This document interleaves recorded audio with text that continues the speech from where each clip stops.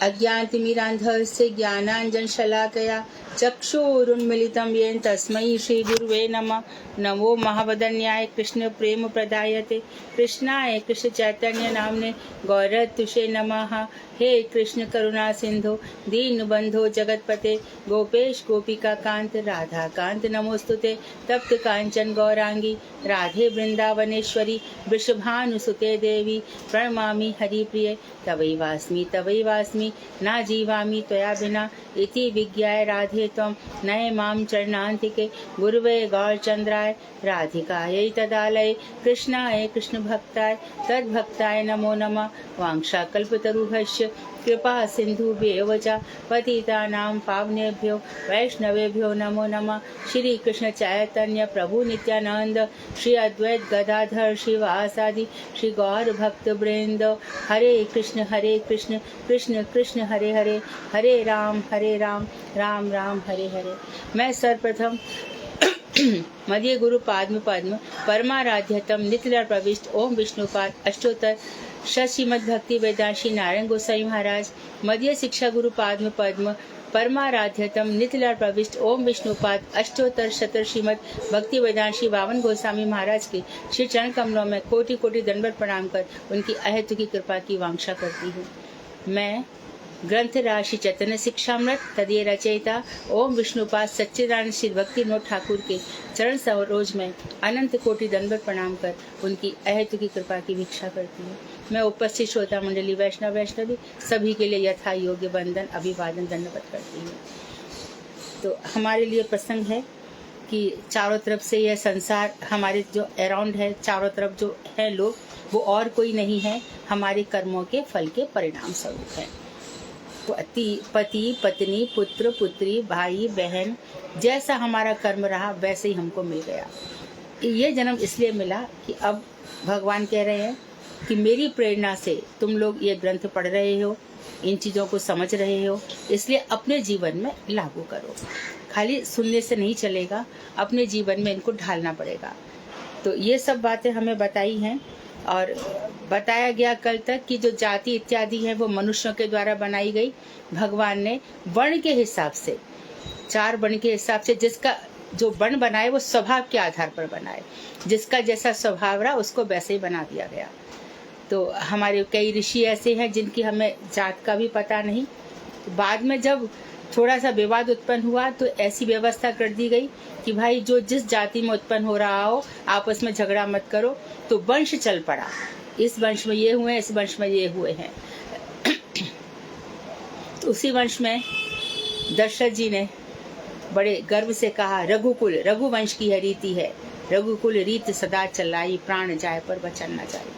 तो इस तरह, लेकिन हम जब पुराण उठा करके देखें तो हमें पता चलेगा कि कई वंशों का उसमें स्रोत लिखा हुआ है, किस वंश से कहाँ पर निकला, वो कहाँ देश पे विकसित हुआ।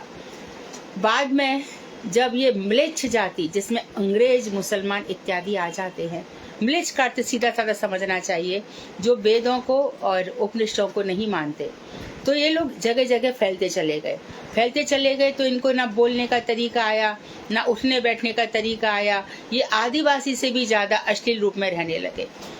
और ये जो जितने अश्लील रूप से रहते हैं, और हमारा दुर्भाग्य ये है कि हमारे भारतीय लोग इसको फैशन मानते हैं।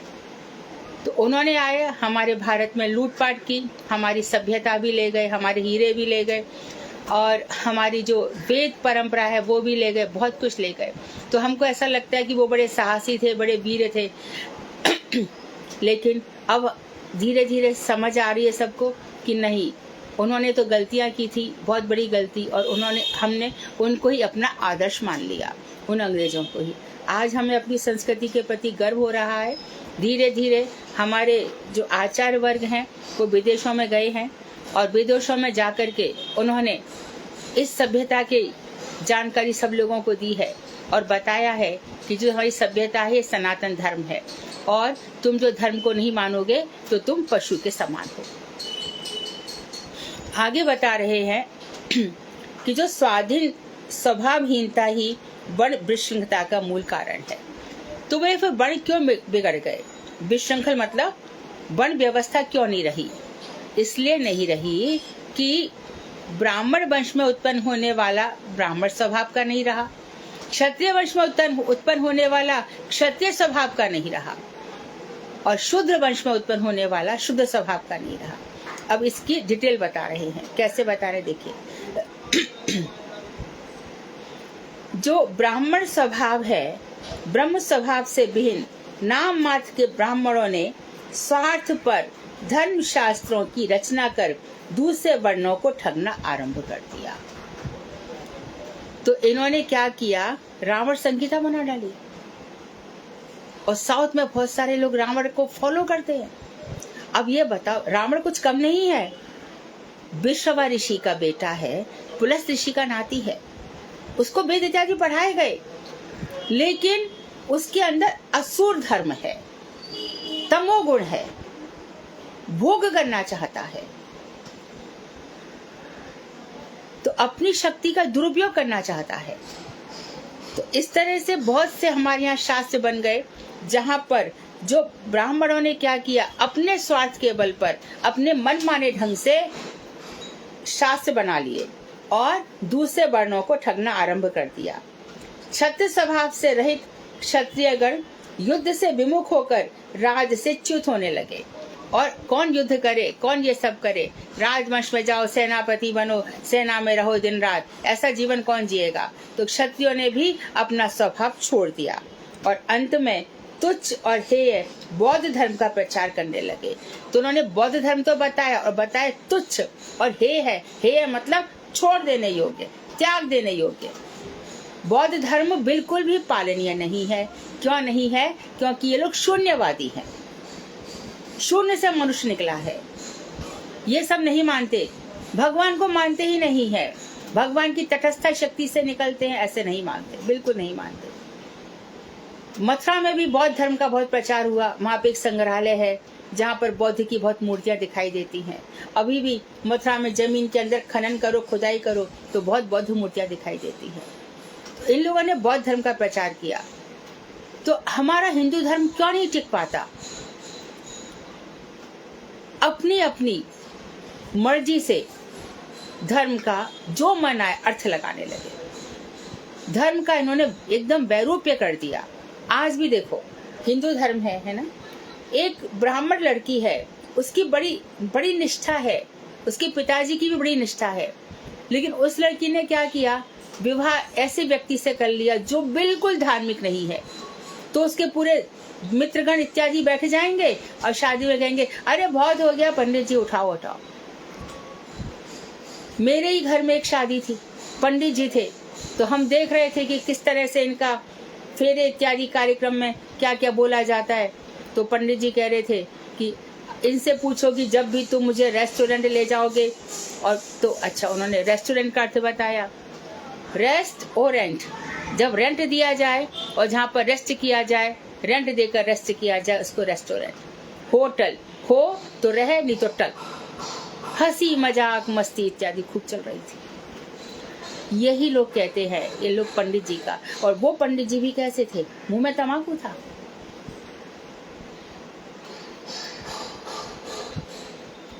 तो अपनी मनमानी जो करने लग गए ना, स्वार्थ पनप गया। कल युग में सबसे बड़ा दोष है स्वार्थ। यहाँ अपने स्वार्थ के अतिरिक्त कोई किसी से एक मिनट बात नहीं कर सकता। और आत्म प्रशंसा, अपनी तारीफ करवा लो खूब। सोई पंडित वही पंडित सोई गाल बजावा। तुलसीदास जी कह रहे रामचरितमानस में, इस कलयुग में पंडित उसी को माना जाएगा जो अपनी प्रशंसा खुद करेगा। तो फिर क्या कहेंगे, अरे दूसरे नहीं करे तो क्या हम भी अपनी नहीं करें? लेकिन महाप्रभु के विचारों में फिर ये है ही नहीं, दैन्य कहाँ रहा। और जो प्रतिष्ठा है वो शुक्री विष्ठा है, सुअर की टट्टी, उसको कौन लपेटेगा? फिर फैन फॉलोइंग, ये सब जो चल रहा है, इससे अच्छा मानो मैंने कथा सुनाई और आपने कथा सुनी, लेकिन मेरी कथा से यदि गुरु वर्ग संतुष्ट नहीं है, महाप्रभु संतुष्ट नहीं है, और जीवन धन्य भगवान श्री कृष्ण और उनकी प्राणेश्वरी यदि प्रसन्न नहीं है तो मेरा कथा करने का क्या मतलब है? मानो मेरे लाख श्रोता हो जाए इस नश्वर शरीर के, तो उससे लाभ क्या है? तो ना तो श्रोता ऑनेस्ट है, ईमानदार, और ना वक्ता ऑनेस्ट है। जो वक्ता बैठेगा उसी के मुख पे प्रशंसा करने लग जाएंगे। अरे हृदय का परिवर्तन हुआ, गुरुदेव वही कहते थे। हृदय में भक्ति जागी, लगने लगा है तुमको कि श्री कृष्ण ही तुम्हारे प्राण धन है, तुम्हारा इस जीवन में और कोई रक्षक नहीं है गुरु के, भगवान के अलावा। कथाएं हरि अनंत, हरि कथा अनंता, गावहि सुनहि बहुविधि सब संता। बहुत बहुत प्रकार से कथाएं प्रस्तुत की जाती हैं, रस ले लेकर कथाएं प्रस्तुत की जाती है। भागवत, श्रीमद् भागवत, चलो परीक्षित बैठे हैं श्रोता, शुभदेव वक्ता है, लेकिन भागवत आ गई। और भागवत में 1 घंटा में 2 गीत तो चाहिए, वो भी 10-10 मिनट के। पहले सुबह और शाम 3-3 घंटा भागवत होती थी, अब 10-10 मिनट के। और फिर ड्रेस कोड चाहिए, फिर कलश यात्रा भी चाहिए। ये भागवत है, यही परंपरा चली है। और फिर भागवत बहुत अच्छी हुई। अच्छी जब हुई जब भागवत सुनकर भागवत पढ़ने का मन हुआ। चलो भागवत हो गई, 10 मिनट चलो। मान गली में राधे राधे, धान गली में राधे राधे, गुमान गली में राधे राधे, बरसाने में राधे राधे, गंभीरा में राधे राधे। चल, ये भागवत है। अरे भागवत समाप्त हो जाए उसके बाद कीर्तन करो, और बस उठ गए, नाचने लग गए। कानों से कर्ण रसायन है ये, कानों के अंदर से ऐसी घुसे कि जो हृदय का। अभी देखो, शुरू में हम जब भजन करने बैठते हैं, ध्यान करते हैं, तो आप देखिए जो लोगों ने अभी अभी भजन शुरू किया है, उनको अपने मित्रगण, अपने किए हुए जो गलत कार्य, अच्छे कार्य, वो सारा की सारा यहाँ पे आके बैठ जाता है। वो सब फिर भजन में मन नहीं लगता, नहीं लगेगा, क्योंकि शुरुआत है। जब सब इकट्ठा हो गया तो यहाँ से छटने लगेगा। धीरे धीरे धीरे जब छट जाता है तो हृदय निष्पाप होता है। तब वो श्याम सुंदर सामने आके मुस्कुराने लगते, अब तू मेरे लायक हो गया, मुझे ऐसे ही हृदय चाहिए। इसी के लिए मैं ये सब ग्रंथ छोड़ गया हूँ। और भूरिदा अपनी कथा सुनाने वाले भक्तों को मैं इसीलिए यहाँ पर भेजता हूँ। तो सिस्टम भी तो है ना एक, लेकिन हमने क्या किया, हम सिस्टम को मानते नहीं हैं। देखिए, हम किसी व्यक्ति को खुश करने इस संसार में नहीं आए हैं, हम अपनी भक्ति करने आए हैं। हम श्री कृष्ण और राधा जी के चरणों की प्राप्ति के लिए आए हैं। फिर जैसा मार्ग उन्होंने बताया वैसे ही करेंगे। महाप्रभु जी आए हैं, बता रहे हैं सब कुछ, लेकिन अभी राय रामानंद जी के पास गए हैं। आप सबने राय रामानंद संवाद किताब पढ़ी होगी, वहां पर गए हैं और सारी चीजों को भाई बताइए, तो सब भारी है, तो सब भारी है। आप क्या कह रहे हो, ये भारी है क्या? सर्वधर्मान परित्यज्य मामेकम शरणम व्रज, सब धर्मों को छोड़ करके तू मेरी शरण में आ जा, ये भाई है क्या? हाँ भाई है, जब तक कि चैतन्य महाप्रभु की शरण में नहीं आए। मानो हम सब धर्मों को छोड़ करके भगवान की शरण में आ गए, लेकिन अभी प्रीति नहीं है, प्रेम ही नहीं है हृदय में। हम सही गलत का ज्ञान ही नहीं कर पा रहे। कोई तो ऐसा वक्ता बनता है, अरे दुर्योधन भी तो अपनी जगह सत्य था। वो हर किसी को एम्बिशियस होना चाहिए, वो महत्वाकांक्षी था। यदि वो राज की मांग कर रहा था तो क्या गलत था? ऐसे कुतर्की भी आ जाएंगे। अरे जहाँ भगवान श्री कृष्ण ने जिनका पक्ष नहीं लिया और जो बाल्यकाल से अपने भाइयों के साथ द्रोह करता चला आ रहा है, वो दुर्योधन आपकी दृष्टि में श्रेष्ठ हो गया?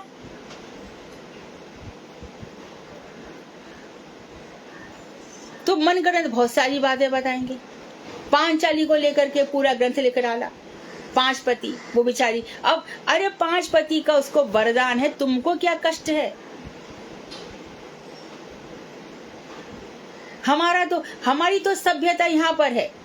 अत्रि ऋषि की पत्नी अनुसुईया, ब्रह्मा विष्णु महेश तीनों परीक्षा लेने के लिए आ गए। माँ तुम्हें नग्न देखना चाहते हैं। नग्न तो 2 ही जन देख सकते हैं, माँ के बक्षस्थल को।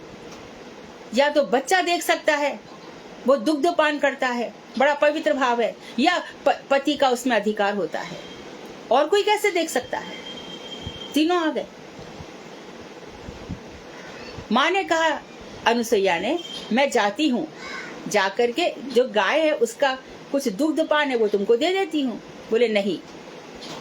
अत्रि ऋषि के पास गई, उन्हें कहा जाओ, पति मैं हूँ, वो 3 बच्चे हैं, उनको दूध पिला दो, कोई बात नहीं है।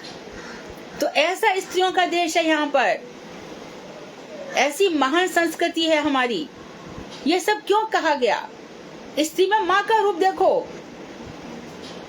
तो ब्रह्मा विष्णु महेश को क्या आवश्यकता थी?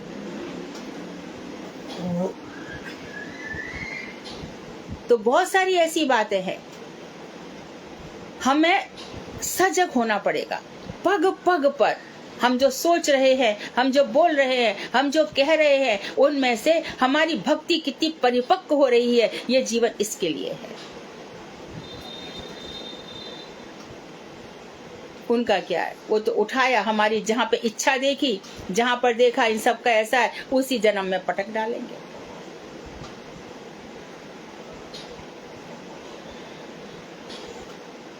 और एक उदाहरण याद आ रहा है, अच्छा है, जीवंत उदाहरण है। हम जहाँ रहते थे वहाँ गली में एक बुआ जी कहते सब उनको अपने बचपन की याद आ गई और 8 साल तक याद रही। क्या करती थी वो? अपने कपड़े इकट्ठे करे और कपड़ों की पोटली बांधी, मैं तो पल्ली पार जा रही हूँ। क्यों? वहाँ पे मेरा घर है, मेरे 3 या 4 लड़के, कुछ बोलती थी। तो सारे दिन उनको बंद रखा जाता था। धीरे धीरे विस्मृति हो गई। हमारी इच्छा हुई कि हम देखें इस जन्म में उनको क्या मिला। इस जन्म में हमने देखा कि उनके 2 जुड़वा लड़का हुआ, 1 लड़का हुआ, 1 लड़की हुई। जुड़वा लड़का मर गया, 1 मर गया, 1 है ना। तो यदि भजन किया होता तो उनकी जहां पर आसक्ति थी, वो ही बच्चे आगे पीछे आके उनके फिर से लग गए। बच्चे माँ से खूब प्रेम करते, माँ बच्चों से खूब प्रेम करती है। भजन फिर अब ये जो सिलसिला चल रहा है, ये चलता ही रहेगा, ये छूटने वाला नहीं है। एक मैंने पहले भी बताया था, फिर बता रही हूँ। एक व्यक्ति थे, उनको भागवत करने का बहुत शौक था, बड़े दिखावे के साथ। मेरी यहाँ भागवत 5 करोड़ की होगी, ये सब ठीक है। हो गए। कभी वो बासल ग्राम में, क्या नाम है उनका, देवी ऋतंभर आया, उनकी भागवत कराते थे।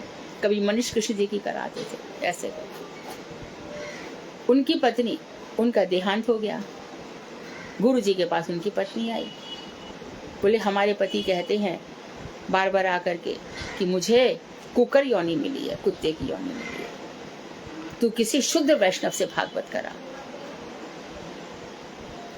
तब गुरुदेव ने उनके घर पे तीर्थ महाराज को भेजा और वहां पर श्रीमद् भागवत संपन्न। फिर बाद में जो भी हुआ होगा। तो दिखावा जहां पर होता है, वहां पर देखो ऐसी स्थिति होती है। अब कोई कहेगा भागवत में तो भगवान का नाम था, लेकिन ठाकुर जी ने खुद गीता में कह दिया, मेरे लिए दिखावा मत करना। और मानो कोई सीधी साधी भागवत है तो कहेंगे भागवत में आनंद नहीं आया। क्या देखने गए थे, क्या सुनने गए थे?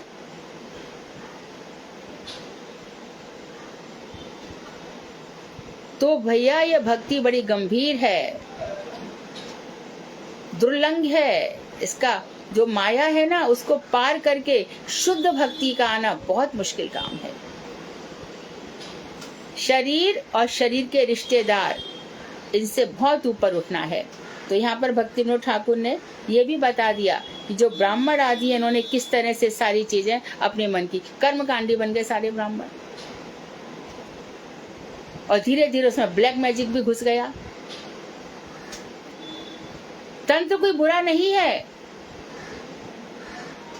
तांत्रिक शब्द बहुत ही महत्वपूर्ण है। एम ह्रीम श्रीम क्लीम सब तांत्रिक शब्द हैं, लेकिन उनका ब्लैक मैजिक में प्रयोग जब हो जाता है तो बड़े खतरनाक हो जाते हैं। एक मनुष्य दूसरे मनुष्य से इज्जत पाना क्यों चाहता है? क्यों दूसरे को छोटा समझता है? तो क्षत्रिय लोगों ने क्या किया? बौद्ध धर्म का प्रचार किया। बनिए भी स्वभाव रहित हो गए और वो जैन आदि धर्मों का प्रचार करने लगे। बनिए जैन धर्म में आ गए।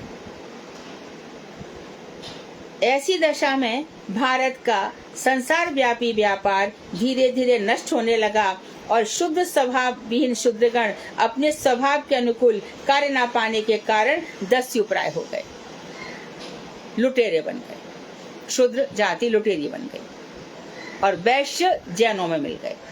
तो आप देखो कितने ही हैं। हमारे खंडेलवालों में भी खंडेलवाल जैन, अग्रवाल जैन,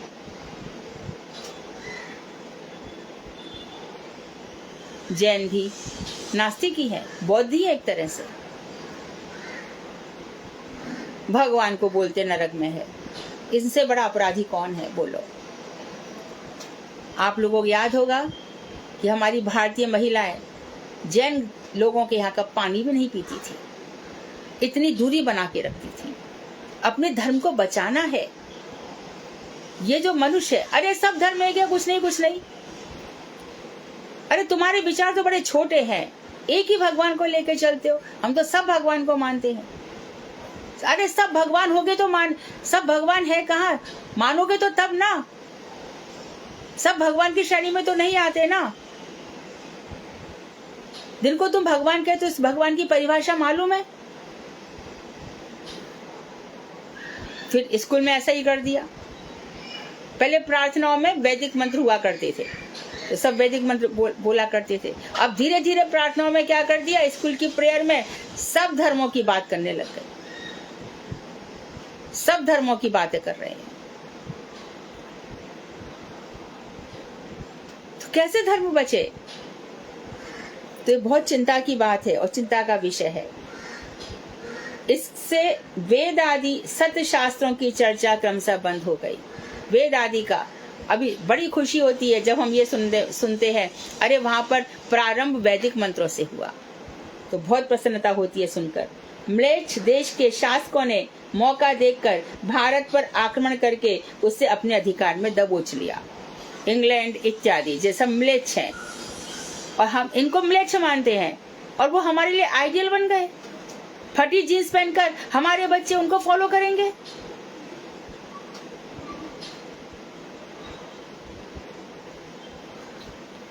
कटे बाल वाली लड़कियों को देख के गुरुजी बोलते थे, क्या कोई के पंख लगा के घूम रही है?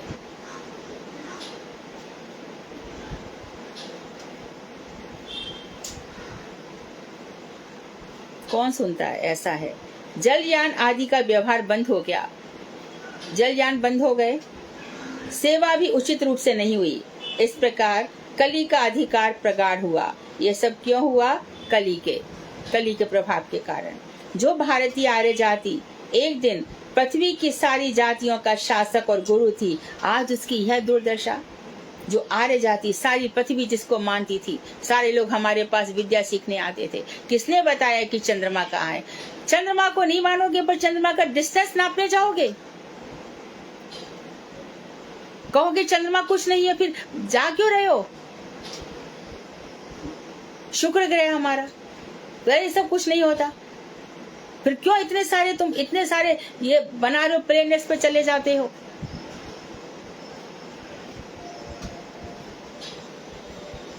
इसका कारण इस जाति का वार्धक्य नहीं है, बल्कि वर्ण व्यवस्था में नाना प्रकार के दोष आ जाने के कारण इसका क्रमशः शिथिल होना ही है। तो कोई ये नहीं समझे कि ये जाति पुरानी पड़ गई, अब नए विचारों के साथ चलो, ऐसा नहीं है। वर्ण व्यवस्था में नाना प्रकार के दोष आ गए। जो स्वभाव के आधार पर वर्ण व्यवस्था होनी चाहिए थी, बाद में वो जाति के आधार पर हो गई, और अब तो जातियां भी खत्म हो गई। जाति खत्म हो गई तो संस्कार भी नष्ट हो गए। संस्कार नष्ट हो गए, आचार नष्ट हो गए, विचार नष्ट हो गए। लंबे नाखून बढ़ाने से समझता है फैशन हो गया।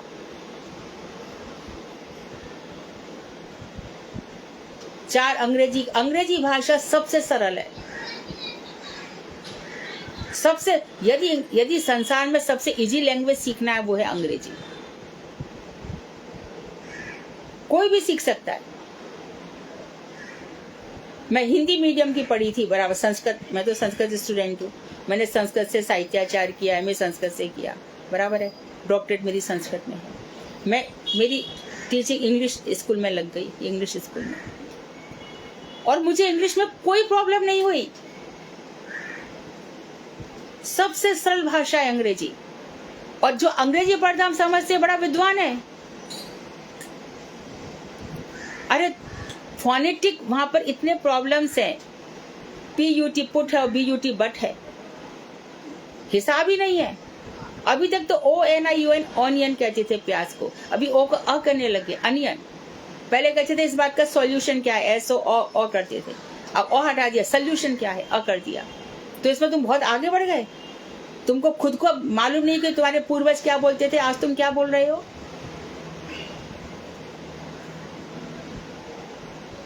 सब हमारी संस्कृत से निकले हैं सारे शब्द। देखो, तरु, तरु का टी बन गया TRE, भ्रातृ BROTHER भ्रात, मातृ MOTHER, ससिद्र सिस्टर, पिष्टपेशन उसका रिपीटेशन बन गया, प्लांट पादप बन गया। सारे शब्द हमारे संस्कृत से निकले हैं। तुमको बोलना नहीं आया, HOUR वहां हाँ नहीं बोल पाते क्योंकि ठंड लगती है, कांपते रहते हैं, ऐसे करके रह जाते हैं। हमारे हाँ हलवाई H बोलेंगे, हॉनेस्ट बोलेंगे, और वहां पे H को साइलेंट, ऑनेस्ट हो गया। आप हॉनेस्ट बोल के दिखाओ, कैसे पेट पकड़ पकड़ के हंसेंगे।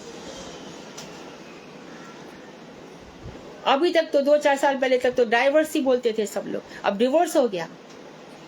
तुम खुद ही बदल लेते हो और फिर कहते नहीं अमेरिकन इंग्लिश अलग है।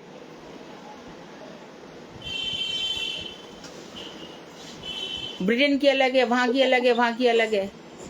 हरे कृष्ण दीदी। हाँ। पहले वो एजुकेशन बोलते हैं, अभी एडुकेशन बोलने लग गए हैं। ये साउथ इंडियन बोलते हैं, south Indian education, south Indian only. जो सर्व जीवों एवं समस्त विधियों के मूल नियंता हैं, तो इस तरह से हम शिथिल हो गए।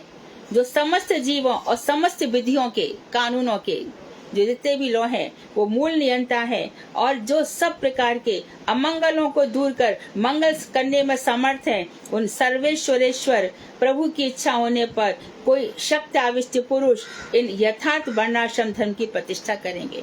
भक्ति विनोद ठाकुर आशा से कह रहे हैं कि देखो, जो समस्त जीवों को हम सबके कंट्रोलर तो भगवान है, उनके नियम के अधीन है। हम सब वही चला रहे हैं। जो भी हमारे रिश्तेदार उनके द्वारा भेजे गए हैं। क्यों? कर्मों को देखा है हमारा। हमने पिछले जन्म में किसी को धोखा दिया, एक रिश्तेदार बन के आ गया, वो हमको धोखा देगा ही। ये हमारी उनकी व्यवस्था है, कर और भर। इसलिए अपना मानोगे तो पाप पुण्य करोगे ना, अपना मानो ही मत ना। बार बार कह रहे खाली हाथ आयो, खाली हाथ जाओगे, क्या जाएगा साथ में? आपका मन कैसा? पुण्य वाला मन है, एकदम भक्ति वाला मन है तो मेरे लोक में आ जाएगा, और पशु वाला मन है तो पशु होने में चला जाएगा। ले भोग कर कितना भोगेगा। उनकी तो व्यवस्था एकदम सिंपल है। तो बता रहे हैं कि सबके नियंता वही है, सारी विधि विधान उनके द्वारा ही आए हैं, और सब प्रकार के अमंगलों को वही दूर कर सकते हैं। उन सर्वेश्वर भगवान की इच्छा रही तो भगवान किसी के अंदर शक्ति आविष्ट करेंगे। जैसे कि शक्ताविष अवतार कौन है? व्यास जी। उन्होंने आकर के वेदों के विभाग किए। शक्ताविष अवतार गुरुदेव, स्वामी महाराज, भक्ति विज्ञान भारती गोस्वामी महाराज, भक्ति वल्लभ, जो कि हम आजकल सुन रहे हैं सब, भक्ति वल्लभ तीर्थ गोस्वामी महाराज, ये सब कहां कहां पर जाकर के बैठे थे भक्त लोग, विश्व के कोने कोने में, वहां से उठा लाए और प्रचार किया। जब गुरुदेव यहाँ से गए तब सब फिर से एक कंपन आया, पृथ्वी पर भूचाल आया। अब क्या होगा? कहाँ जाएंगे? जो लोग सच्ची भक्ति करना चाहते हैं, अब वो किसकी शरण में जाएं? तब भी यही था, एक फिर से भगवान भेजेंगे, नित्यानंद ठाकुर भेजेंगे, फिर से किसी के अंदर शक्ति का आवेश करेंगे, और एक बहुत बड़ा आचार्य जो जाज्वल्यमान होकर आएगा वो आप फिर से सारे जगत को प्रकाशित करेगा। धरती रुकेगी नहीं, सृष्टि चलती रहेगी। तो आएगा और यथार्थ वर्णाश्रम धर्म की प्रतिष्ठा करेंगे। फिर से वर्णाश्रम धर्म होगा स्वभाव के आधार पर। चातुर्वर्णम मया सृष्टम गुण कर्म विभागशः। 4 प्रकार के कर्म मेरे द्वारा बनाए गए हैं। पुराणों के रचयिता भी हमारी तरह आशा लगाए श्री कल्की देव के आविर्भाव की प्रतीक्षा कर रहे हैं। जो पुराणों के रचयिता है व्यास जी, वो भी हमारी तरह आशा लगाए हैं कि कब ये कलयुग नष्ट होगा और कब कल की अवतार होगा। मरु और देवापी राजा के उपाख्यान में ऐसी प्रतिष्ठा देवा दृष्टि गोचर होती है। देवापी और मरु राजा हैं, किसी पुराण में इनका वर्णन आया है। वो यही प्रतीक्षा कर रहे हैं कि कल ही अवतार होगा, तब प्रकृत विधि का विचार किया जाए। अब जो इस समय विधि है उसका विचार करते हैं और उसकी प्रतीक्षा करते हैं।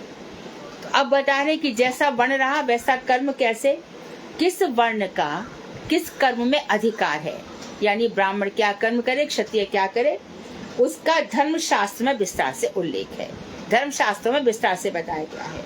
इस ग्रंथ में हम सांगोपांग पूरा की पूरा तो नहीं बता सकते, असंभव है, थोड़ा बहुत बताएंगे। जैसे कि बताया उन्होंने, क्या बताया, अतिथि आए तो उसको अन्नदान करो। हमारे घर से कोई भी अतिथि भूखा प्यासा ना जाए। यदि वो चला जाएगा तो समझो वंश शापित हो जाएगा। गरीबी घुसते घुसते धीरे धीरे घुसी जाएगी। अतिथि को जल दो, अतिथि को अन्नदान, जो भी आया है। पवित्रता के लिए दिन में 3 बार स्नान करो, सुबह दोपहर शाम करो। लेकिन संभव नहीं है तो मंत्र स्नान तो हमेशा ही रहना चाहिए। भगवान के देखो, भगवान के कक्ष में गए, अभी क्लास खत्म हो जाएगी, कम से कम नहीं तो 4:30 से 5 बजे ठाकुर जी का फल की सेवा होगी। फल की सेवा होगी तो आप शौच इत्यादि नहीं गए, यानी कि टट्टी विसर्जन नहीं हुआ है तो मत नहाओ। मूत्र विसर्जन में कुल्ला करोगे, ओम विष्णु विष्णु करोगे, 3 दफे विष्णु करके। घंटा बजाया, ठाकुर जी का खोला, ठाकुर जी को प्रणाम किया, दंडवत प्रणाम किया और उनसे आज्ञा मांगी कि आपके लिए फल सामग्री अभी प्रस्तुत कर रहे हैं। फल सामग्री लेकर गए, इदम नैवेद्यम समर्पयामि, गोपाल मंत्र के साथ, महामंत्र के साथ सामग्री नैवेद्य उनको अर्पण करो। अर्पण करके फिर पर्दा लगा दो और पर्दा लगा करके आज आ गए। पर्दा लगा करके फिर क्या करने लगे, जिस समय ठाकुर जी खा रहे हैं उस समय लाल लड़ाओ भगवान को, हरे कृष्ण महामंत्र बोलो। ठाकुर जी जब प्रसाद पा लें, स्वामी महाराज से एक दफे पूछा था कि जब तक ये प्रसाद लगता है तो हम कितनी जल्दी निकाल सकते हैं, मानो हमें बहुत जल्दी है जाने की। तो उन्होंने कहा कम से कम 5 मिनट तो रहे। तो 5 मिनट में हम क्या करें, महामंत्र बोलो, नहीं तो जो अज्ञान तिमिरांधर से ज्ञानांजन शलाकिया जो 4 मंत्र हैं, गुरु मंत्र, महाप्रभु मंत्र, कृष्ण मंत्र, राधा जी का मंत्र और वैष्णव मंत्र, ये 3-3 बार तो बोलने ही चाहिए। इतना तो करना ही चाहिए, उसके बाद ही वहां से हटें।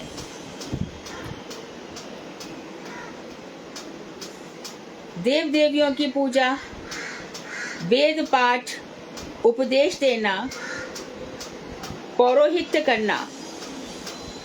करना, उपनयन आदि व्रत, ब्रह्मचर्य, संन्यास, इन कर्मों में केवल ब्राह्मण का अधिकार है। धर्मयुद्ध, राज्य शासन, प्रजा की रक्षा और बड़े बड़े दान आदि कर्मों में क्षत्रिय का अधिकार है। पशुपालन और व्यापार आदि कार्यों में वैश्यों का अधिकार है। बिना मंत्र, देव सेवन और तीनों वर्णों की विविध प्रकार की सेवा शूद्रों का अधिकार है। शूद्रों को मंत्रों का अधिकार नहीं है। लेकिन ये सब दीक्षा से पहले की बातें हैं। दीक्षा हो जाएगी फिर शूद्रों का भी अधिकार हो जाएगा। वैष्णव की कोई जाति नहीं होती। हमारे वैष्णवों में कोई कितनी ही जाति के लोग आएंगे। गुरुदेव के पिताजी आ गए तो पिताजी को जब आए थे मिलने, भोजन में उनको ब्रह्मचारियों के साथ बैठाया गया। अरे वो तो आग बबूला हो गए, उठ गए। अरे मैं ब्राह्मण जाति का हूं, तुमने मुझे सबके साथ बैठा दिया। महाराज जी बोले, पिताजी आपको ऐसे ही यहाँ पर प्रसाद होना होगा, आप अपराध कर रहे हैं। वैष्णव ब्राह्मणों से भी बढ़कर होते हैं, और यदि आप नहीं कर सकते तो आप अपना बनाइए और खाइए। तो वैष्णव जाति न पूछे साधु की, पूछ लीजिए ज्ञान। मोल करो तलवार का, पड़ा रहने दो म्यान। तो ये सब उसकी बात है। तो शूद्रों को, अब जैसे कि बहुत से लोग कहते हैं महिलाओं को अधिकार नहीं है, दीक्षित महिला को सारे अधिकार है, वो सब कुछ करा सकती है। आत्मा का स्त्री या पुरुष लिंग नहीं होता। और यदि दीक्षित नहीं है तो पुरुष का भी अधिकार नहीं है। स्त्री की तो बात छोड़ दो,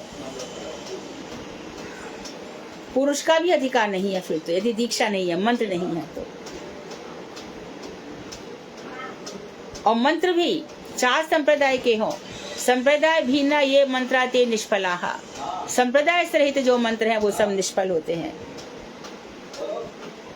विवाह आदि व्रत, ईश भक्ति, परोपकार, साधारण दान, गुरु सेवा, अतिथि सत्कार, पवित्रता, महोत्सव, गौ सेवा, जगत की वृद्धि यानी संतान उत्पत्ति और न्याय आचरण आदि कर्मों में सभी वर्णों के सभी स्त्री पुरुषों का अधिकार है।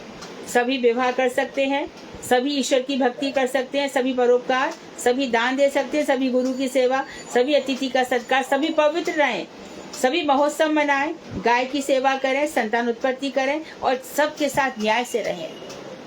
अन्याय का साथ मत दो, मेरा तेरा मत करो। अयम निजः परो वेत्ति गणना लघु चेतसाम उदार चरिता नाम तू वसुधैव कुटुंबकम। यह मेरा है, यह उसका है, ऐसी बात तो छोटे लोग करते हैं। जो उदार चरित वाले हैं, विशाल चरित वाले, उनके लिए तो पूरी पृथ्वी ही कुटुंब के बराबर है, पूरी पृथ्वी कुटुंब के समान है। तो मेरा बेटी, मेरी बेटी और मेरा ये, मेरा वो, ऐसा कभी मत करना। आपके अन्याय का फल आपके बच्चों को भोगना पड़ेगा। उपनिषद में साफ लिखा है, जिससे मैं अच्छे कर्म करवाना चाहता हूँ, अच्छे लोगों को देना चाहता हूँ, उससे अच्छे कर्म करवाता हूँ। और जो पाप योनियों में जाना चाहते हैं, उनसे मैं पाप कर्म ही करवाता हूँ। यदि बच्चा गलत कह रहा है तो उसको समझाएगा कौन? बच्चा के ताई ऐसे कर रही है, चाची ऐसे कर रही है, चाचा ऐसे कर रहे हैं, अरे समझाओ थोड़ा, रुकना, मैं हूं ना देखने के लिए, तू क्यों इतना बोल रहा है या बोल रही है। तो बैठ के रस लेते हैं। और फिर हमारे बच्चों को तो ये सब नहीं अच्छा लगता। तेरे बच्चे को शास्त्र डालने वाले हैं क्या? क्यों सुनी तूने उसकी बात? अपना जीवन खराब किया, बच्चों का भी खराब कर दिया।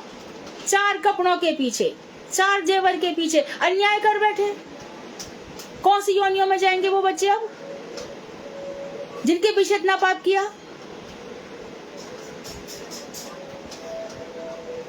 तो आदर्श बनो, आदर्श सिखाओ। मैं सच कह रही हूं, बच्चे उन्हीं माँ बाप का सम्मान करते हैं जो आदर्शों पे रहते हैं। बच्चों को डिप्लोमेसी बिल्कुल नहीं अच्छी लगती, कहीं कुछ और, कहीं कुछ और, कहीं कुछ और। धीरे धीरे देखो आपके बच्चे आपसे अलग हो जाते हैं। इसलिए न्याय का आचरण बहुत जरूरी है। बच्चे सम्मान नहीं करेंगे। हम अपने लिए जिए, वो हमसे ज्यादा अपने लिए जिएंगे।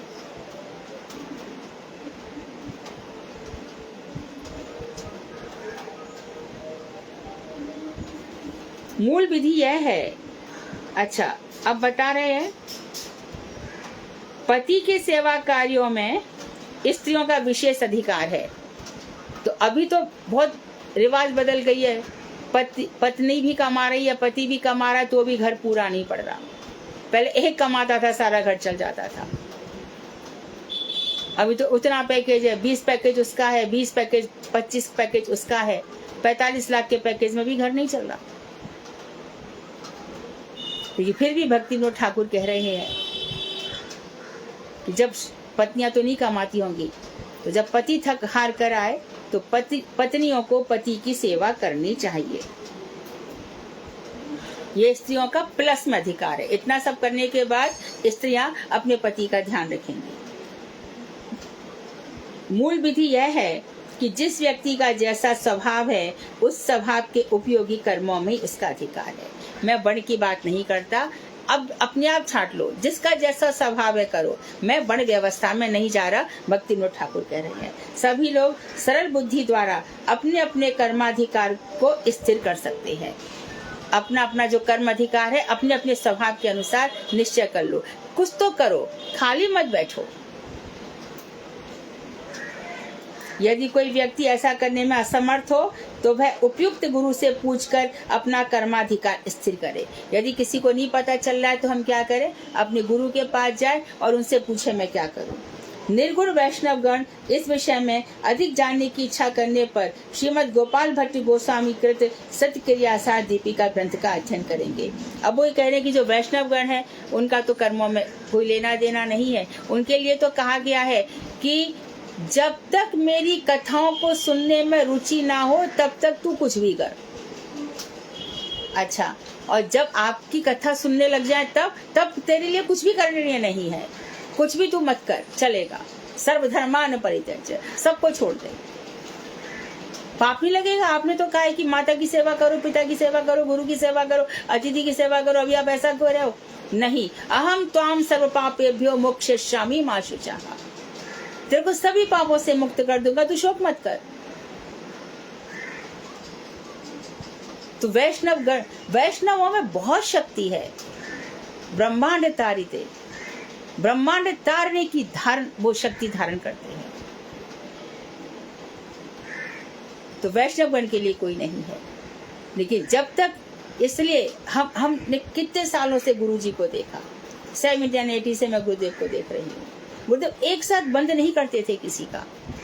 धीरे धीरे धीरे धीरे जब देखते थे इसका भजन लग गया है तो इसका खुद ही छूट रहा है, हमारी कथाओं में ये रुचि ले रहा है ये, तब महाराज जी कहते थे हम तुमसे यही चाहते थे। देखो भजन करो, भजन से ऐसा होगा ही होगा, निश्चित रूप से होगा। तो जो भजन कर रहा है उसकी व्यवस्था भगवान के हाथ में है।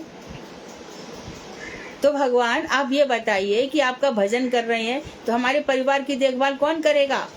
अनन्या चिंतयन्तो माम ये जना परिउपासते तेषां नित्याभियुक्तानां योगक्षेमं वहाम्यहम्। उनका योगक्षेम मैं वहन करूंगा। परंतु कुछ दिख तो नहीं रहा, आप ऐसा कर रहे हो। भजन कर, निश्चित रूप से होगा। तृतीय धारा हमारी पूर्ण हुई। चतुर्थ धारा में थोड़ा सा और बताएंगे, इसके बाद पंचम धारा में हम भक्ति पे आ जाएंगे। वर्ण और आश्रम, मनुष्य के स्वभाव से कर्म का जन्म होता है। जिसका जैसा स्वभाव होता है वैसा कर्म होता है। मनुष्य के आश्रम में कर्म की स्थिति है, जैसा आश्रम होगा। तो 4 आश्रम है, ब्रह्मचर्य, गृहस्थ, वानप्रस्थ और सन्यासी। ये 4 आश्रम हैं। जो मनुष्य जिस आश्रम में उपस्थित होता है उसी आश्रम के अनुसार वह कर्म करता है। ब्रह्मचारी को अधिकार नहीं है कि स्त्रियों से बात करे, और स्त्रियों को भी ब्रह्मचारियों के ब्रह्मचर्य की रक्षा करनी चाहिए। वहां पर आप लोगों के जैसा कोई भी स्त्री किसी भी प्रकार से आंख मटक्का, नैन मटक्का ये सब नहीं करेगी ब्रह्मचारियों के पास।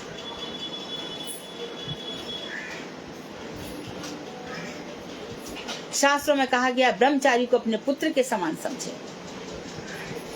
और प्रभु जी आपको क्या चाहिए, और प्रभु जी आप ये करिए, प्रभु जी वो चाहिए। और फिर प्रभु जी कहते कहते प्रभु जी हमने सुना ऐसा होता है और मठ में क्या क्या, यही सब। बेचारा प्रभु जी क्या करेगा? उसको तो कहा गया कि सबको, सब माताएं हैं और तुम सबका सम्मान करो। वो बेचारा सम्मान करो, हम गलत अर्थ लगा रहे। इसलिए अपने चरित्र के मामले में दृढ़ बनो। भगवान को चरित्र बहुत पसंद है। पतित मत बनो, कभी चरित्र से गिरो मत। हम अपनी आंखों में गिर जाए तो फिर क्या है? अपने आप को गिरा लिया हमने थोड़े से सुख के लिए, शारीरिक सुख के लिए। क्या आवश्यकता थी? हम तो त्याग करने आए थे। भगवान श्री राम में क्या सामर्थ्य नहीं थी, और सीता भी साथ साथ चल दी। राजीव लोचन राम चले तज बाप को राज बटाऊ की नाई। पथिक जैसे धर्मशाला को छोड़ के चल देता है। हमेशा तैयार रहो, भक्तों के लिए तो जंगल में भी मंगल है, क्या चिंता है। फिर तो शरणागति हुई नहीं, कृष्ण मेरी रक्षा करेंगे, दिख नहीं रहा रक्षा करते हुए, और भजन करो 2 महीने 4 महीने, ये क्या भगवान तो बहुत रक्षा कर रहे हैं। मेरी बुद्धि दुष्ट थी, मेरा ही हृदय एकदम दूषित हो गया था, मैं भगवान की कृपा को समझ नहीं रहा था। अनाथ नहीं कोई यहाँ, त्रिलोकी नाथ साथ हैं, दयालु दीन बंधु के बड़े विशाल हाथ हैं। और धनांध जो धन के मद में अंधा हो रहा है, उसको तो अपने जीवन से आउट कर दो।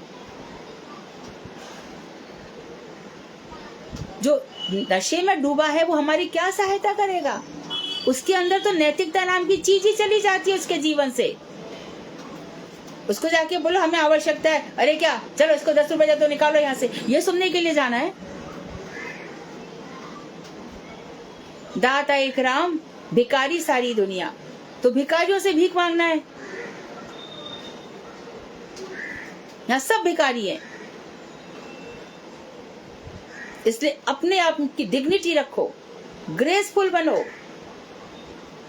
कोई जरूरत नहीं किसी के आगे सिर झुकाने की। तो जो मनुष्य जिस आश्रम में उपस्थित होता है उसी आश्रम के अनुसार वह कर्म करता है। इसलिए वर्ण जो ब्राह्मण क्षत्रिय और आश्रम संन्यास गृहस्थ, ये दोनों परस्पर अनुस्यूत हैं, एक दूसरे में मिले हुए हैं। अतएव कर्म को वर्णाश्रम धर्म कहते हैं। तो आश्रम 4 हैं, ब्रह्मचर्य, गृहस्थ, वानप्रस्थ और संन्यास। अब ब्राह्मण स्वभाव वाले ब्रह्मचारी का कृत्य, जो ब्राह्मण स्वभाव का ब्रह्मचारी अर्थात जिसका स्वभाव ब्राह्मण का है, ये क्या करेगा। ब्राह्मण स्वभाव संपन्न व्यक्तियों का ब्रह्मचर्य में अधिकार है। संयत चित्त से, शांत चित्त से, कंट्रोल माइंड से, माइंड में किसी प्रकार की उथल पुथल ना हो, किसी प्रकार से मन भटके नहीं। अरे बड़ी सुंदर अटैची बाजार में बिक रही है, बड़ा सुंदर चश्मा बिक रहा है, बड़ा सुंदर छाता चल रहा है, बड़ी सुंदर चप्पल आई है, महाराज को एक जन दे गया 10,000 की चप्पल है, मुझे भी ऐसी मिल जाए तो अच्छा है। ये सब जो चीजें हैं, ये सब मन को चंचल बना देने वाली है, इससे चित्त को चंचल करे। ये सब बाह्य चीजें हैं जो हमारे हृदय को पवित्र नहीं कर सकती। शुद्धाचार के साथ रहे, अपना आचरण शुद्ध रखे, माँ बहनों के साथ। इसलिए स्वामी महाराज ने विदेश में जाकर के पहले सिखाया, सबको माता जी कहो, सबको माता जी कहो। और बावन गोसाई महाराज भी कहते थे माँ, माँ कहते थे, माता जी नहीं कहते थे। कोई छोटी सी बिटिया भी होती थी, माँ कहते थे। कितना उनका शांत व्यक्तित्व था। उनके पास में चले जाओ तो ऐसा लगता था कोई एक हिमालय के शिखर पर एक बहुत बड़ा तेज संपन्न सूर्य दमक रहा है, उससे तेज की किरणें निकल रही हैं। एकदम देख करके अभिभूत हो जाता था कोई।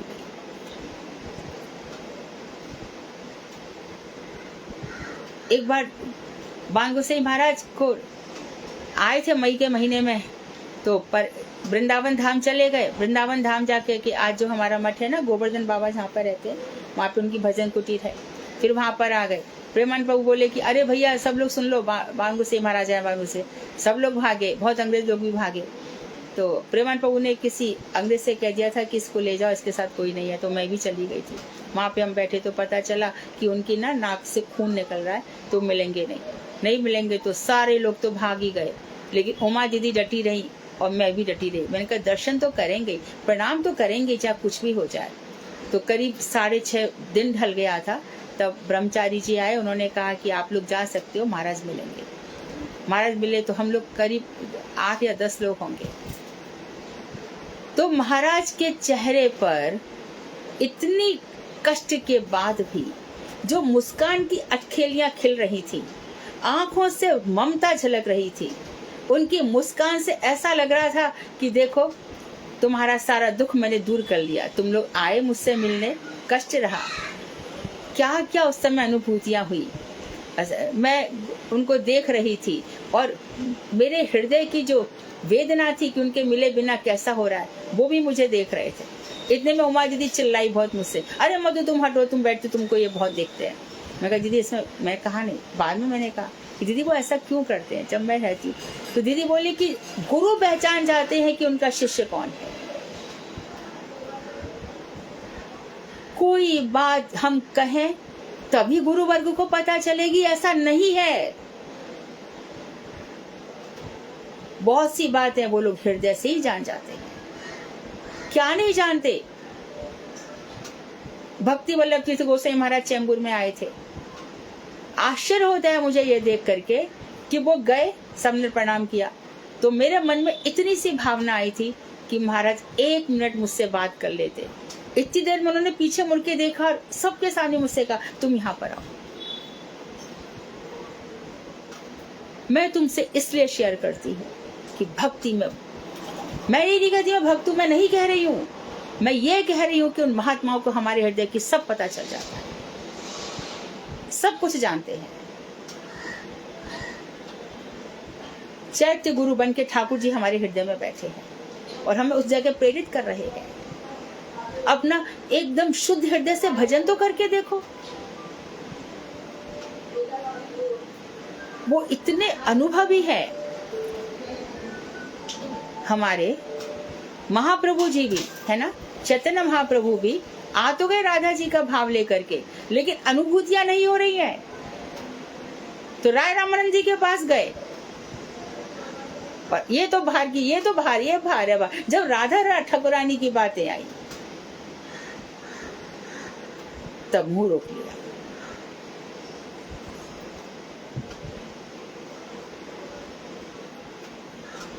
तो ये बता रहे ब्रह्मचारी रहे, नाना प्रकार के शारीरिक शुद्धाचार के साथ रहे, अत्यंत नम्र भाव से, बहुत ही विनम्र भाव रहे उनका। नाना प्रकार के शारीरिक क्लेशों को स्वीकार करें। कितने ही प्रकार के कष्ट आएंगे, सर्दी, गर्मी, आंधी, अंधड़, तूफान, सबको चुपचाप सह लें। गुरुकुल में वास करें। अध्ययन की समाप्ति तक ब्रह्मचर्य का अवलंबन करना चाहिए। ब्रह्मचर्य का मतलब ये नहीं है कि आपने शादी कर ली। स्त्री के विषय में सोचना भी ब्रह्मचर्य का टूट जाना है। इसी प्रकार से स्त्रियां भी, पुरुष के विषय में सोचना भी ब्रह्मचर्य का टूट जाना है। अध्ययन समाप्त होने पर गुरु जी को दक्षिणा दी जाए। उनकी अनुमति लेकर गृहस्थ आश्रम में प्रवेश करना चाहिए। गुरु जी अनुमति के, हाँ भाई जाओ, अब तुम घर में जाकर विवाह कर सकते हो, या फिर गुरु जी मुझे घर नहीं जाना, आपके चरणों में ही रहना है, मुझे संन्यास दीजिए, मुझे बाबा जी वेश दे दीजिए। ये सब ब्रह्मचारी बन करके आए थे ना, ब्रह्मचारी रूप में तो थे। बन महाराज, तीर्थ महाराज, माधव महाराज, प्रेमानंद प्रभु, ये सब आगे सब। तब लगता था कि हमारा भी शरीर पुरुष का होता तो हम भी गुरु जी के चरणों में ही रहते। पर गुरु जी ने जहाँ भी रहे अपनी सेवाएं प्रदान की, अपने में लगाए रखा, बस यही काफी था। चारों वर्णों का गृहस्थ धर्म, चारों वर्ण यानी कि ब्राह्मण, क्षत्रिय, वैश्य, शूद्र, चारों विवाह कर सकते हैं। मुरारी गुप्त की प्रशंसा के प्रसंग में चैतन्य चरितामृत में इस प्रकार कहा गया, प्रतिग्रह न करे न लय कार धन, आत्मवृत्ति करी करे कुटुंब धारण। ये बहुत ही बढ़िया बात कही उन्होंने कि प्रतिग्रह, किसी का ये लेता नहीं है, किसी का कुछ ग्रहण नहीं करता है और किसी का धन नहीं लेता। आत्मवृत्ति करे कुटुंब भरण, अपने आप से जो ये पाल रहा है उसी से अपने कुटुंब का पालन पोषण करता है। तो गृहस्थ आश्रम में सभी वर्णों का अधिकार है। ब्राह्मण गण ब्रह्मचर्य के पश्चात गृहस्थ आश्रम को स्वीकार करते हैं। क्षत्रिय गण अल्प परिमाण में, थोड़ी सी मात्रा में उपयुक्त शास्त्रों का अध्ययन करके गुरुकुल से लौटकर गृहस्थ आश्रम ग्रहण करते हैं। वैश्यगण बचपन में पशुपालन, वाणिज्य और कृषि कार्य उपयोगी वेद विद्या, उतना कि खेती में कौन सी खेती में कब बरसात होगी, सब वेदों से सीख लेते हैं। कहाँ पर कैसे मंत्र बोले जाएं, कहाँ कैसे उपजाऊ उपजाऊ वस्तु होगी, कहाँ भूमि पूजन होगा, कहाँ वास्तु पूजन, किस तरह से खेती में कौन सी घास इत्यादि डाली जाए, इस सब का विचार करके वो ग्रस्त हो जाते हैं। और शूद्रगण उपयुक्त आयु होने पर ग्रस्त हो सकते हैं। किस व्यक्ति का किस वर्ण में और धर्म में अधिकार है, इस विषय में पिता बताएंगे। कुल पुरोहित, समाज के जो विशिष्ट इम्पोर्टेंट व्यक्ति हैं वो, और भूस्वामी राजा, ये लोग मिलकर उस बालक का अध्ययन काल उपस्थित होने पर विचार कर स्थित करेंगे। जब अध्ययन काल उपस्थित हो जाएगा तब सब निर्णय करेंगे कि इस बच्चे के साथ क्या किया जाए। जिस बालक का जैसा स्वभाव दिखाई दे उसी के अनुरूप अध्ययन आदि कार्यों में नियुक्त करना चाहिए। तो अभी भी वो प्रथा चली आ रही है, बचपन में रख देते हैं 4-5 चीजें कि किस, मानो वो अस्त्र पे हाथ लगाता है, चाकू से क्षत्रिय बना दो, देश की रक्षा का काम सौंप दो, गाय इत्यादि पे हाथ लगाता है तो पशुपालन का काम सौंप दो, ऐसे विधान है। तो जिसका जैसा स्वभाव दिखाई दे उसी के अनुरूप अध्ययन आदि कार्य में नियुक्त करना चाहिए। जिनकी अध्ययन कार्य में बहुत रुचि नहीं है अथवा सेवा कार्य में उसकी बहुत इच्छा है, अध्ययन नहीं करता लेकिन सेवा अच्छे से कर लेता है, उसकी स्पृहा इच्छा भी है और दक्षता चतुर भी है, उन्हें अध्ययन कार्य में मत लगाओ, उनसे दूसरे काम करा लो। तो बचपन से ही अच्छा तू नहीं पढ़ सकता तो चल, कोई बात नहीं है, तू किसी के यहाँ पे नौकरी कर ले। और आजकल तो बहुत सारे, चल तेरे को क्रिकेट खेलना आता है तो उसी में अपना भाग्य आजमा ले। कितने ही प्रकार के कार्य हैं। काम करने वालों की कमी है, काम की कमी नहीं है। अभी हमारे यहाँ पे मिट्टी की है ना, यहाँ पे बहू बेटियां गणगौर पूजा करती हैं। आप देखोगे इतनी छोटी छोटी थैली में मिट्टी 50-50 रुपए में बिकती है, लोग वो भी कमा लेते हैं।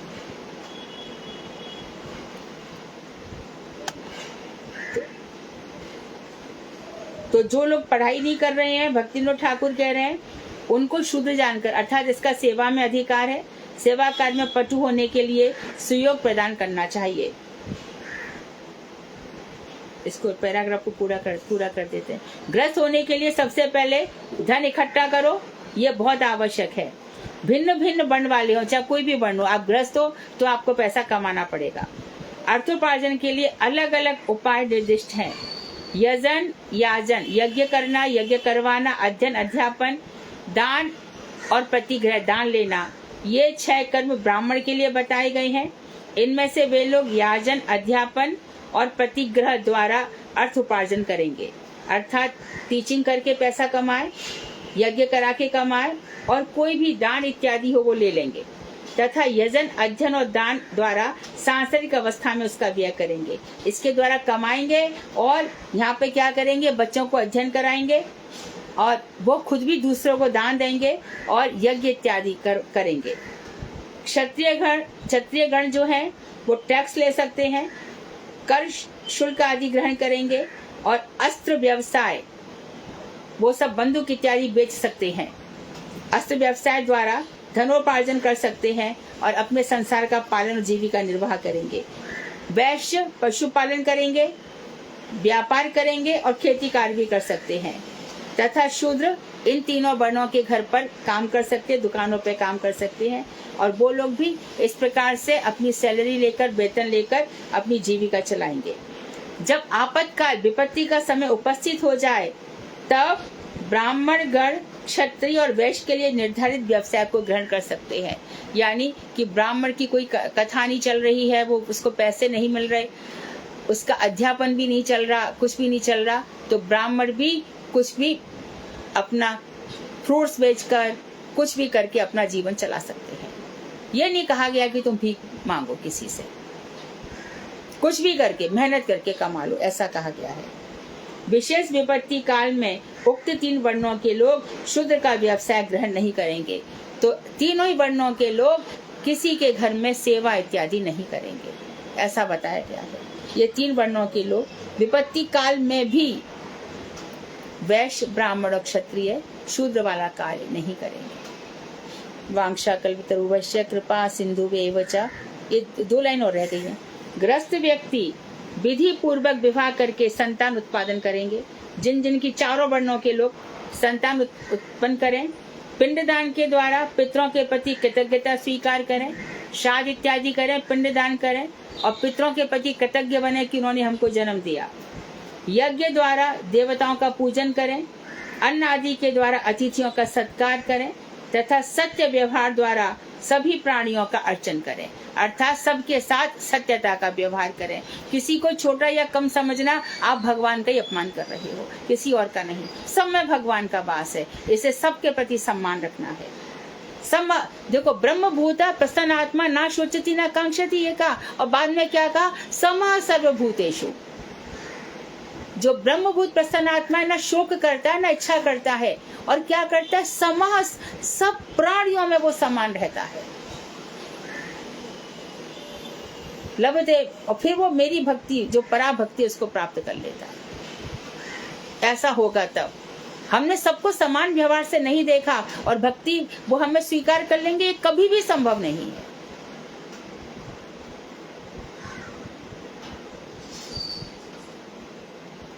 तो ये बता दिया उन्होंने। परिव्राजक, सन्यासी और ब्रह्मचारी केवल गृहस्थों की सहायता से प्रतिपालित होते हैं। ध्यान रहे, सन्यासियों का जीवन, वो सब कुछ छोड़ छाड़ करके आ गए, भजन कर रहे हैं, तो गृहस्थ लोगों का कर्तव्य है कि सन्यासियों और ब्रह्मचारियों को वस्त्र दें, औषधि दें, भोजन दें, सामग्री पर ज्यादा ध्यान दें, और कहीं उनको आना जाना हो तो उनकी टिकट कराएं, बहुत से प्रकार की सेवा करें। ये हर गृहस्थ का कर्तव्य है। अतएव गृहस्थ आश्रम को और आश्रमों से श्रेष्ठ माना गया है। सर्वश्रेष्ठ आश्रम गृहस्थ आश्रम है, क्योंकि वो खुद तो भजन कर भी रहे हैं और ब्रह्मचारियों सन्यासियों को भी इस प्रकार की सहायता देकर उनकी जो सहायता कर रहे हैं, सेवा कर रहे हैं। इसलिए गृहस्थ आश्रम श्रेष्ठ है। हमारे पांडवादी सब गृहस्थ आश्रम में थे, और जहाँ पर हमारे ठाकुर जी बार बार हस्तिनापुर उन लोगों के लिए भागते थे, द्वारका छोड़कर, और वहां जाके खुद भी गृहस्थ आश्रम किया। जब भी द्वारका में आकर के हल्ला मस्ता कन्हैया आ रहे हैं, तो पता चला एक नई दुल्हन लेकर आ रहे हैं। और बाद में नारद जी ने देखा कि 16,108 महलों में उस सब रानियों के साथ किस तरह से गृहस्थ आश्रम को बड़ी ही सूक्ष्मता के साथ और बड़ी ही दक्षता के साथ निर्वाह कर रहे थे। वांछाकल्पतरुभ्यश्च कृपा सिन्धुभ्येव च पतितानां पावनेभ्यो वैष्णवेभ्यो नमः।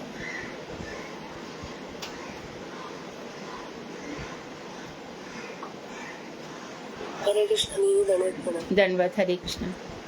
दीदी, आप एक बात बताइए, जैसे हम ये ग्रंथ पढ़ रहे हैं, इसमें बहुत जगह देवी देवताओं की पूजा और पितरों के श्राद्ध वगैरह का उल्लेख है। हाँ, ये देखो, हाँ सही, आप सही पूछ रहे हो। प्रारंभ काल में जो देवी देवताओं की पूजा है ना, ऐसे भगवान ने बताया गीता में कि ये सब मेरी विभूतियां हैं। तो धीरे धीरे जब तक हमारा अधिकार नहीं होता, बाद में फिर वो अपराध बताया गया है, उनको भगवान समझना अपराध है। लेकिन प्रारंभिक अवस्था में यहाँ देवी देवताओं का तात्पर्य यही है कि उनको भगवान की विभूति समझा जाए। प्रारंभिक मतलब वो कार्य करने चाहिए ना। नहीं, भगवान की विभूति समझ करके उनकी पूजा की जा सकती है, लेकिन उनमें आस्था नहीं रख सकते। पूजा आस्था के बिना तो पूजा होगी नहीं दीदी। लेकिन विधान है ना। अब देखो, जब विवाह होगा तो घर में गौरी पूजन हो जाएगी नहीं। हमारी ये गई कि नहीं सीता जी गौरी पूजने के लिए, सुन सिय सत्य आशीष हमारी, पूरी है मन कामना तुम्हारी। आशीर्वाद मिला ना गौरी जी से। और रुक्मणी गई कि नहीं गौरी पूजन के लिए। लेकिन दीदी, हम तो जैसे गुरुदेव से हरिनाम हुआ, गुरुदेव के शरणागत होने के बाद हमने तो अपने सारे कार्य छोड़ दिए। तो तुमने गलत नहीं किया कुछ भी। जो कृष्ण को भज रहा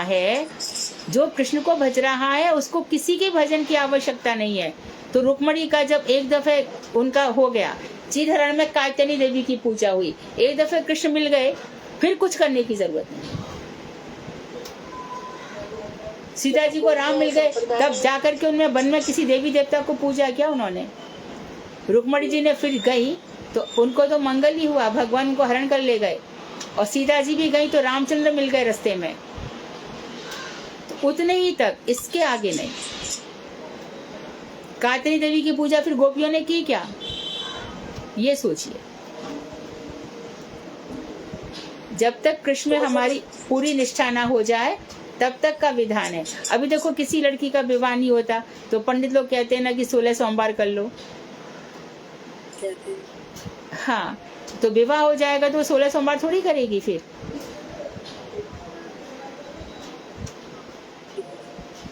तो जब तक कृष्ण नहीं मिलते ये तभी तक है, उसके बाद में नहीं। जब कार्य सफल हो जाता है तो सब कुछ छोड़ दिया जाता है, ऐसे ही।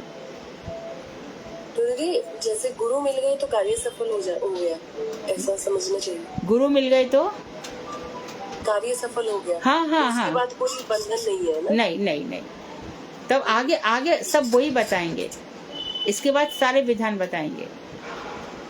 जी। अभी तो वर्ण व्यवस्था पे चल रहे हैं कि समाज में व्यवस्था बनी रहे। ये जो अभी तक हमने किया ये सारा वर्ण व्यवस्था के आधार पर हाँ, ही है ना। आश्रम व्यवस्था और वर्ण व्यवस्था जिसमें हम सब रह रहे हैं, इसको जानकारी बहुत आवश्यक है। हरे कृष्णा दीदी, धन्यवाद। हाँ,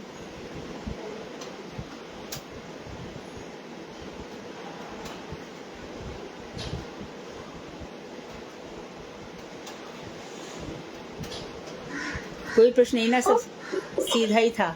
हरे कृष्णा दीदी, दंडवत प्रणाम। हाँ दीदी इसका मतलब ये हुआ जैसे गुरुदेव ने हमसे सबसे प्रॉमिस किया कि मैं आपको राधा कृष्ण के चरणों तक लेके जाऊंगा, तो पूरी भागदौड़ तो सब अपने गुरुदेव के हाथों में ही छोड़ के निश्चिंत हो जाओ। जो भजन बोला गुरुदेव ने बस वही हाँ, भजन ही हमारा कर्तव्य, ये बात सही है। बस, हाँ हाँ, और चिंता करने की आवश्यकता नहीं, ये नहीं चिंता किया करके तो क्या होगा, चिंता, ये नहीं किया तो क्या होगा। चिंता और चिता एक जैसे ही है, दोनों ही जलाते रहते, फायदा कुछ नहीं होता। बहुत बढ़िया। ठीक है दीदी, हरे कृष्णा, दंडवत प्रणाम। चाह मिटी चिंता मिटी, मन बा बेपरवाह, जिनको कुछ ना चाहिए वही शहंशाह।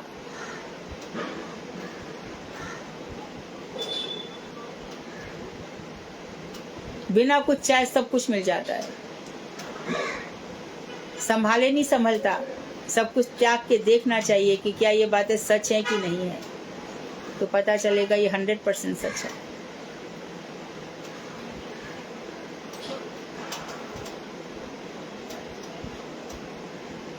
दीदी आपका कथा सुनने के बाद तो और बहुत अच्छा लगता है और भी हम बहुत मतलब रिलैक्स हो जाते हैं। हाँ, क्योंकि भक्ति विनोद ठाकुर हमारे सब कह रहे हैं ना, और हमने देखा भी है सबको।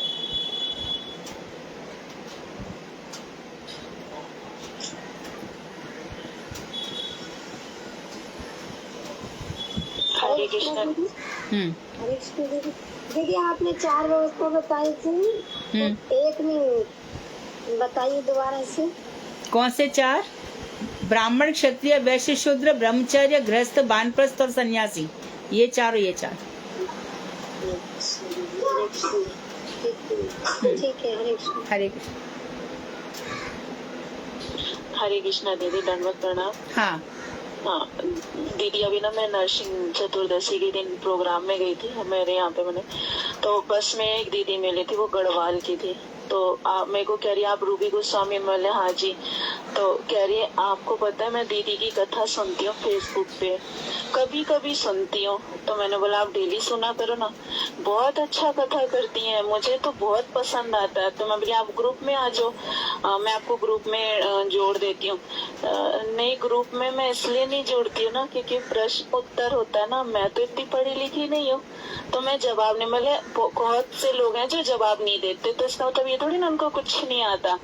आप घबराओ नहीं। कह रहे हाँ अब मैं डेली कथा सुनूंगी। दीदी वो गढ़वाल की है, कभी कभी उनकी बहन गुरुदेव की कथा करवाती। दीदी मुझे इतना आनंद आया कि कितने दूर दूर से लोग भी मतलब कहाँ से कहाँ लिंक पहुँच रही है और कह रही दीदी बहुत अच्छा कथा करती है। मेरे को तो बहुत अच्छा लगता है, ये सब मेरे को बहुत अच्छा लगा सुन के।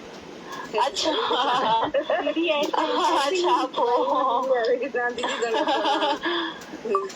आप दीदी को दंडवत करो। हाँ, आप नहीं, मैं सबको दंडवत करती हूँ। तुम लोग कथा सुनते हो तो मुझे भी उत्साहवर्धन होता है।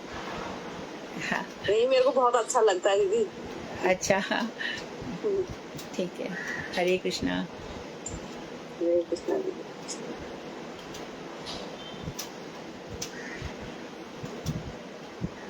प्रश्न नहीं कोई है तो फिर कीर्तन। अंबिका है मैं रूबी? करूँ दीदी कीर्तन? हाँ, कौन बोल रहा हाँ है? जी दीदी हैं।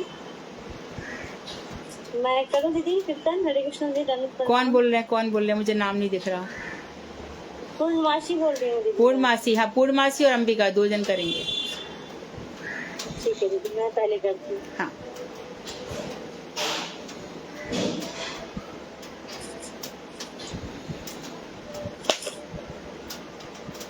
ब्रज जन मन सुख पाड़ी राधे, श्याम श्याम श्याम राधे।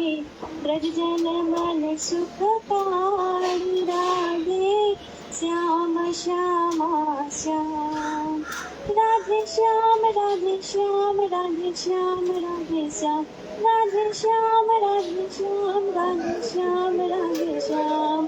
ब्रज जन मन सुख पाड़ी राधे, श्याम श्याम श्याम। मोर मुकुट मकराकृत कुंडल, गल विजंती माल। मोर मुकुट मकराकृत कुंडल, गल विजंती माल। चरणन नुपुर रसाल राधे, श्याम श्याम श्याम राधे। चरणन नुपुर रसाल राधे, श्याम श्याम श्याम। सुंदर बदन कमल दल लोचन, पाकी चितवन हारी। सुंदर बदन कमल दल लोचन, पाकी चितवन हारी। मोहन बंसी बिहारी राधे, श्याम श्याम श्याम राधे। मोहन बंसी बिहारी राधे, श्याम श्याम श्याम। वृंदावन में धेनु चरावे, गोपी जन मनहारी। वृंदावन में धेनु चरावे, गोपी जन मनहारी। श्री गोवर्धन धारी राधे, श्याम श्याम श्याम राधे। श्री गोवर्धन धारी राधे, श्याम श्याम श्याम। राधा कृष्ण मिली अब दो, गौड़ रूप अवतारी। राधा कृष्ण मिली अब दो, गौड़ रूप अवतारी। कीर्तन धर्म प्रचारी राधे, श्याम श्याम श्याम राधे। कीर्तन धर्म प्रचारी राधे, श्याम श्याम श्याम। तुम बिन मेरे और न कोई, नाम रूप अवतारी। तुम बिन मेरे और न कोई, नाम रूप अवतारी। चरणन में बलिहारी राधे, श्याम श्याम श्याम राधे। चरणन में बलिहारी राधे, श्याम श्याम श्याम। नारायण बलिहारी राधे, श्याम श्याम श्याम। नारायण बलिहारी राधे, श्याम श्याम श्याम। हरे कृष्णा कृष्ण कृष्ण हरे हरे, हरे राम राम राम हरे हरे। हरे कृष्णा कृष्ण कृष्ण हरे हरे, हरे राम राम राम हरे हरे। हरे कृष्णा कृष्ण कृष्ण हरे हरे, हरे राम राम राम हरे हरे। हरे कृष्णा कृष्ण कृष्ण हरे हरे, हरे राम राम राम हरे हरे। ब्रज जन मन सुख कहानी राधे श्याम श्याम श्याम। बहुत सुंदर, जय श्री राधा रानी की जय। बहुत सुंदर, बहुत सुंदर। अंबिका, हरे कृष्णा दीदी, खिदमत करना। धन्यवाद। ओ हे वैष्णव ठाकुर दयार सागर, ए दासे करुणकारी। ओ हे वैष्णव ठाकुर दयार सागर, ए दासे करुणकारी। दिया पदाशय शोधा है आमरे, दिया पदाशय शोधा है आमर, तुम्हारे शरण धारी, तुम्हारे शरण धारी। छाया विगादामी छाया दुशोषदी, छाया विगादामी छाया दुशोषदी, छाया गुणादेहदासे। छाया सता संगा देहा है आमारे, छाया सता संगा देहा है आमारे।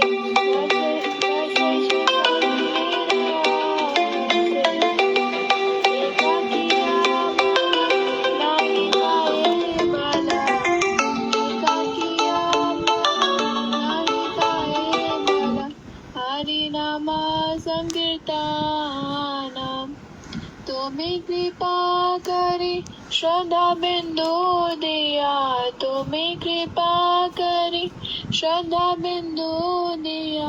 देहा कृष्ण नामे धाने, कृष्ण से तो मारा कृष्ण देते पारो, कृष्ण से तो मारा कृष्ण देते पारो। তোমার শাকাতিয়া আছে আমি টাকা